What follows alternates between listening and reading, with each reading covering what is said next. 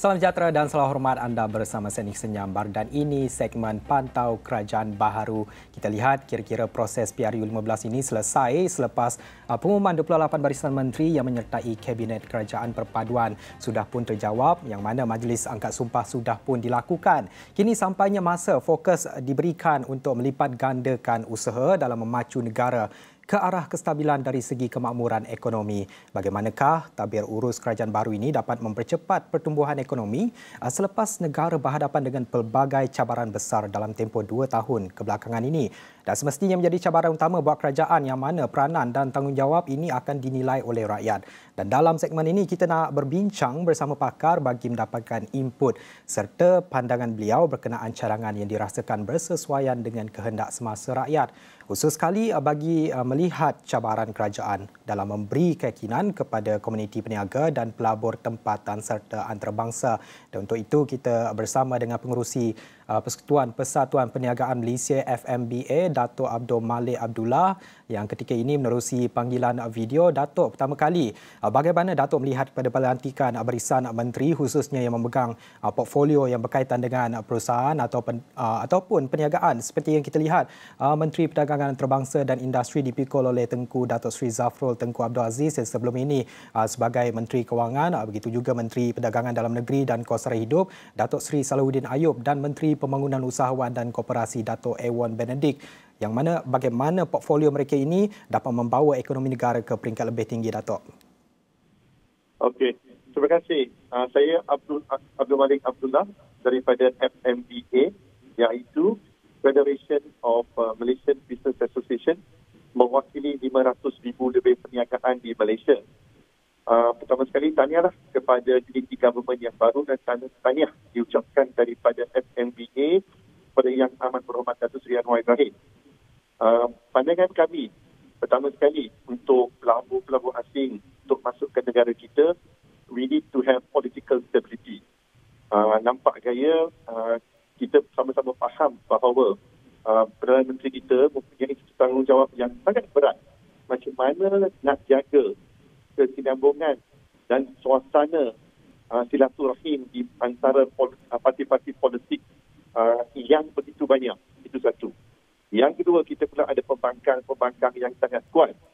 Jadi, saya rasa kalau Perdana Menteri kita dapat menyatukan semua parti politik dalam unity government ini untuk bersatu padu dan berfikir sehaluan dan masing-masing tidak membawa agenda masing-masing, meletakkan ekonomi dan rakyat sebagai prioriti, insya-Allah matlamat kita boleh tercapai. Sama-sama kita faham bahawa PRU15 ini tidak begitu orang kata sangat panas di banyak isu-isu perkauman dan isu-isu race telah dibawa dan religion. Dan ini tidak bagus. Jadi saya rasa forget about election. Harap-harap semua parti politik akan fokus kepada menyelesaikan masalah rakyat. Itu pandangan saya sangat penting untuk mereka bekerjasama. If we don't have political stability, investors will never come to Malaysia. Jadi, banyak ada rintihan-rintihan, masih lagi soalan-soalan tentang pelantikan tengah-tengah individu, kenapa dilantik, kenapa tak dilantik. Dan kita siap dan berharap parti politik ataupun kerajaan tidak akan continue to politics for the next 5 years. It's time to focus on the rakyat. Stop doing politics. Please, we need help. We are still on breathalyzer. We are still on suffering and trying to recover. Jadi, masing-masing pun tahu, COVID baru habis lepas 2 tahun. Kemudian ada masalah-masalah yang lain seperti banjir. Dan kita juga ada masalah inflasi. Kita ada kenaikan OPR sebanyak 4 kali. 4 kali naik 100 mata. Dan sekarang 2.75. Ini sangat membebankan rakyat, especially the men on the street. Jadi pandangan kami, pertama sekali, paling penting ialah untuk memperkenalkan moratorium hak. Moratorium hak kurang-kurangnya 6 bulan. Perniagaan masih lagi tidak mampu sekaligus untuk membayar semua loan yang diberi tempoh setahun dan 2 tahun moratorium. Dan tiba-tiba bila kena bayar tambahan pula dengan 100 mata. Which means that kita disposable income telah jatuh. So masing-masing tak ada duit nak belanja. So ini akan memburukkan keadaan ekonomi. Jadi nombor satu tadi moratorium. Yang kedua, kerajaan haruslah menggalakkan orang Malaysia untuk buy Malaysian first. Buy Malaysian first iaitu kita encourage domestic spending supaya duit itu tak mengalir keluar. Dan masing-masing tahu kita ada banyak foreign workers. Banyak duit Malaysia yang akan mengalir keluar kepada their home country. Selain daripada buy Malaysian, saya rasa kerajaan patut memperkenalkan banyak projek-projek di dalam negara supaya the local companies will benefit. Dan kita kena pastikan bahawa projek-projek ini tidak ada orang sedar dan tidaklah dinaikkan harga sesuka-suka atau sewenang-wenangnya. Jadi kerajaan tulus nak mengawal keadaan ekonomi kita. Kita kenalah pastikan second man, third man dan fourth man, middle man ni tak wujud. That is a big challenge. Tapi itulah culture yang kita kena buat untuk masa depan. Rakyat banyak menaruh harapan kepada Pakatan Harapan. Dan inilah kami beri peluang kepada kerajaan baru ni supaya membantu memulihkan keadaan ekonomi dan keadaan situasi di Malaysia. Datuk, beberapa perkara yang Datuk sentuh tadi adalah berkenaan dengan political stability ataupun kestabilan politik menjadi cabaran utama buat kerajaan sedia ada ini. Begitu juga pembangkang juga dilihat kuat yang mana cabaran utama buat kerajaan ketika ini adalah untuk menyatu padukan mereka dan menjadikan ekonomi sebagai matlamat utama. Dan antara lain juga Datuk katakan tadi adalah berkenaan dengan moratorium khas. Selain itu menggalakkan orang Malaysia buy Malaysia first ataupun local product di sini. Tapi di sini kita melihat kepada konteks perniagaan di Malaysia ini sendiri. Adakah suasananya sudah cukup aman ataupun kondusif untuk memacu persaingan antara satu sama lain sekaligus menarik pelabur luar yang berminat untuk melabur di Malaysia ini? Bagaimana Datuk gambarkan suasana persaingan di Malaysia ini, Datuk? Ya. Sebenarnya saya rasa ini akan mengambil sedikit masa. Mungkin kita bagi dah peluang kepada kerajaan 6 bulan hingga setahun. We need to clear our backyard first. Masih lagi ada isu-isu tentang perkauman, isu racial, isu parti politik yang tak puas hati, isu pelantikan minister. Masing-masing kita dapat di surat khabar, walaupun parti sendiri menyoalkan kenapa tak ada minister ni dilantik, kenapa kurang sangat minister satu tahun, kenapa. Kalau kita asyik bergaduh dan kita asyik divided, macam mana kita nak meyakinkan pada orang di luar negara untuk datang ke negara kita? First, we got to solve our problem at home. We got to strengthen. Kita kena strengthenkan itu punya isu dalam negara. So, saya berharaplah sama ada parti pembangkang ataupun parti dalam kerajaan terimalah hakikat dan terimalah panduan dan apa yang telah kita terima sebagai kerajaan untuk 5 tahun yang akan datang. Jadi, put everything aside, kita bantu bekerjasama dengan kerajaan untuk memulihkan ekonomi kerana dia akan membawa manfaat kepada kita dan juga kepada rakyat dan kepada ekonomi. We are all together. We are not separated. Dan juga saya nak tambah kalau boleh, jangan memperkenalkan akta baru, cukai baru, macam-macam benda. Sekarang bukan masanya. Kami masih lagi tengah struggling. Jadi bagilah tempoh 6 bulan hingga setahun. Kami agak risau. Saya dapat members daripada FMBA banyak mengeluh tentang Employment Act yang baru yang bakal diperkenalkan pada tahun 2023 1 Januari. Kami meminta kerajaan supaya tunda mungkin at least setahun. Malaysia tak siap lagi untuk 45 hours paternity leave for delivering babies and all that. Ini benda-benda yang saya rasa Malaysia is not ready yet. So saya rasa solve the basic problem first. Make sure kita boleh bayar cukai, boleh bayar gaji, boleh bayar sewa, kita tak tutup kedai, kita turunkan employment rate. Saya rasa kerajaan kena fokus pada benda-benda ni. Daripada nak fikir macam mana nak cari cukai-cukai baru untuk supaya dapat lebih dana kerana dah belanja 600 bilion ke 450 bilion ke atas COVID-19. Sekarang kita cari macam mana kita nak ambil duit lagi daripada rakyat. Macam mana rakyat nak bayar? Tak mungkin. Dan kalau boleh, pandangan saya lah, mungkin hantar pelajar ke overseas tu mungkin setahun tu kita boleh stop lah. Mungkin setahun ke 2 tahun ke sementara waktu jangan hantar student pergi overseas, kerajaan menanggung GPE dan sebagainya, kos yang tinggi. Mungkin boleh belajar kat sini ataupun buat viewing, final dia baru kat sana. Cari cara-cara di mana kita mengurangkan perbelanjaan kerajaan. Dan akhir sekali, kami meminta pihak kerajaan jangan membuat polisi-polisi baru dan membuat teks yang baru tanpa mengundang atau menjemput pihak industri, NGO, duduk bersama, bagi cadangan, sama-sama kita discuss apa yang baik untuk negara kita. This country, it belongs to all of us and we are in this together. Tetapi kalau dia duduk kat Putrajaya, dia perkenalkan menteri lain pula perkenalkan benda yang lain. Setiap kementerian pun tak ada kesinambungan, dengan rakyat pun tak ada kesinambungan, dengan NGO pun tak ada kesinambungan.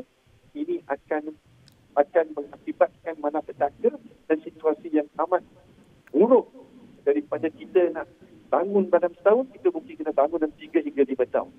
Contohlah saya bagi. Sampai sekarang pekerja asing punya isu tak dapat disettle. Masih lagi banyak industri di Malaysia is suffering because of workers. We got business but we got no foreign workers. Itu satu masalah. Jadi kami harap kerajaan baru akan menjemput pandangan daripada industri, dan bila ambil orang ni janganlah ambil kerana ikut pangkat. Kadang-kadang dia ikut status. Sorry to say nak dia ikut Tan Sri ke, Datuk Sri ke. Kita tak nak ikut pangkat. Kita nak orang yang on the street. Yang boleh membawa fakta-fakta dan real situation kepada government to see how kita boleh solvekan benda isu. Bukan advisor yang sangat high ranking. Dia sendiri kaya, dia big company. Dia pun tak tahu tentang isu or the man on the street, apa sedang berlaku pada B40, kepada OKU, kepada orang yang operate gerai, kepada small businesses. Kita nak orang macam tu duduk di dalam satu jawatan kuasa khas mungkin supaya dapat membawa pandangan kami ke Putrajaya. Baik, bukan sekadar melihat dari Ivory Tower ya Datuk di situ, mereka yang berada di Putrajaya juga mungkin boleh terlibat sama dengan mereka di lapangan ini dan mengambil kira pandangan mereka sebelum membuat sebarang keputusan berkenaan dengan polisi baharu ataupun yang menyentuh berkenaan dengan akta baharu buat peniaga-peniaga dan juga perusahaan tempatan di Malaysia ini. Tapi selepas ini kita nak teruskan lagi perbincangan. Sebelum itu kita berhenti rehat seketika. Kita kembali selepas ini.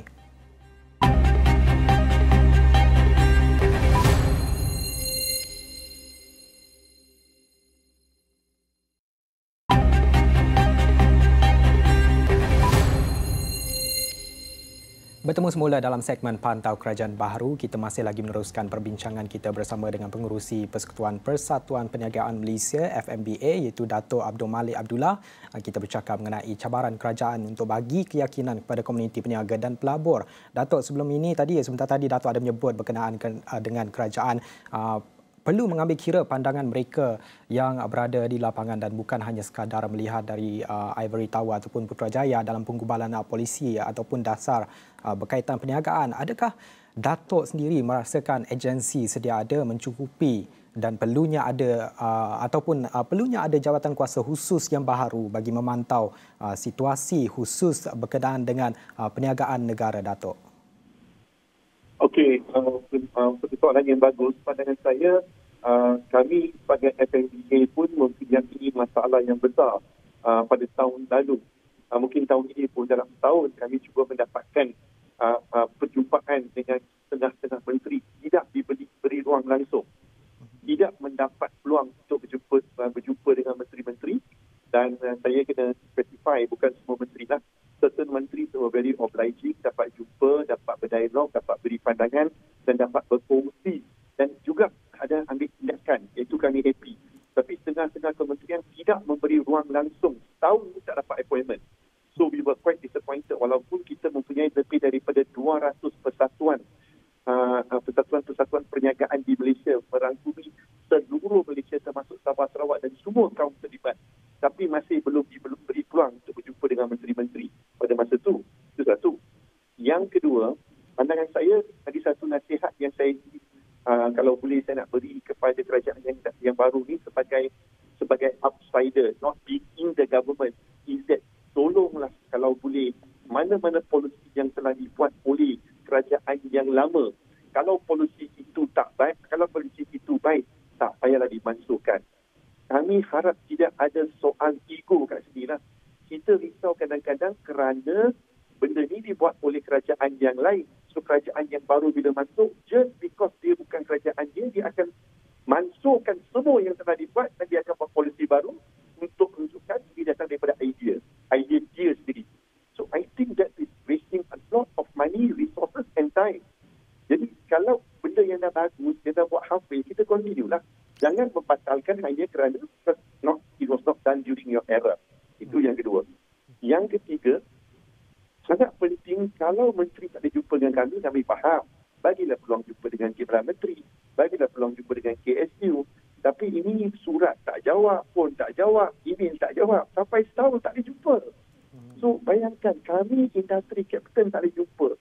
Kalau Makcik Cia nak jumpa, macam mana dia nak dapat peluang untuk dapatkan appointment? Dia datang daripada Besut ke, daripada Kok Tiang, Kedah ke. I mean, I hope that you are appointed by the people. Now when the people want to see you, bagilah peluang untuk kami datang. Kami datang pun hajat untuk bekerjasama, untuk memberi idea untuk membantu semua rakyat Malaysia. As I said, it works for everybody. If we are down, economy is down, the government fails. But if the government work with us, economy improve, rakyat happy, the government is successful. Kita semua agenda yang sama. Jadi kenapa kita asingkan your role and our role? Itu yang kami minta. Soalan tentang agensi-agensi, saya rasa agensi itu ramai, alhamdulillah. Tapi kita kena pastikan tidak ada repetition. Kita kena pastikan agensi A buat kerja apa, agensi B buat apa, C buat apa, dia punya KPI dengan dia punya JP kena very clear. Jangan ada kesinambungan. Saya nampak Puskop sebagai satu kementerian yang kita selalu bekerjasama dengan Puskop. Dia mempunyai banyak agensi dan semua agensi diberi tanggungjawab masing-masing supaya tak ada overlapping and wasting of resources. 10 years ago, kita nampak dalam semua kementerian ada agensi menjaga kerusahawanan. Kenapa kena semua kementerian kena ada agensi kerusahawanan? Waste of time, waste of resources. So I hope kita boleh work in a smarter way lah and be more effective for the new government. Orang punya expectation sangat-sangat tinggi. Orang punya expectation semua mengharapkan climate yang baru, reformasi yang baru, sistem yang baru, yang lebih friendly kepada rakyat, yang lebih close kepada rakyat. Iaitulah kami minta pada kerajaan, yang kami request supaya kita berganding bahu bersama-sama untuk membuat Malaysia great again. InsyaAllah. Agensi itu banyak tetapi peranan perlu jelas dan telus kepada rakyat, khusus sekali bagi melihat pencapaian ataupun apakah perkara yang telah dilaksanakan dalam tempoh mendatang ini. Tapi kalau saya nak relatekan ataupun kaitkan di sini, adakah Datuk merasakan perlunya ada sebuah blueprint ataupun pelan khusus yang dibentuk khas buat sektor perusahaan dan perniagaan di Malaysia ini? Sebelum ini pakar yang kami temu bual iaitu Datuk Dr. Firdausi Sufian ada menyebut mengenai sebuah pelan yang hanya memperincikan berkenaan dengan agenda-agenda yang perlu dicapai secara berperingkat untuk tempoh 5 tahun pentadbiran kerajaan perpaduan ini, dan perkara itu perlu dilaksanakan satu persatu. Menerusi pelan ini juga suatu projek contohnya untuk sektor perniagaan Malaysia dapat digambarkan kemas kininya. Tetapi cadangan ini disebut untuk pelan pembangunan khusus buat Sabah dan Sarawak. Untuk perniagaan pula mungkin perkara sama dapat dibuat, Datuk. Bagaimana Datuk melihat pada cadangan ini? Alhamdulillah, saya rasa cadangan ini cadangan yang sangat bagus. Tetapi setahu saya banyak kementerian-kementerian telah pun membuat pelan-pelan mereka yang terdiri untuk their own individual ministry. Tak sedap saya mesti pun dah buat. Dan saya rasa ada satu pelan induk daripada Puskop iaitu pembangunan usahawanan sehingga tahun 2030. So saya rasa banyak pelan-pelan yang kita dah ada. So kalau kita dah ada benda yang kita dah buat sebelum ni, kalau kita boleh identify dan kita boleh tengok mana weak point, kita penambahbaikan so we don't start from zero again. So kita boleh consider the policy. Setahu saya banyak kementerian KBS dan sebagainya, dia pun ada pelan-pelan sendiri yang dia telah buat untuk jangka masa yang akan datang, lebih 3 tahun atau 5 tahun. So I think kita jangan invent the wheel lah.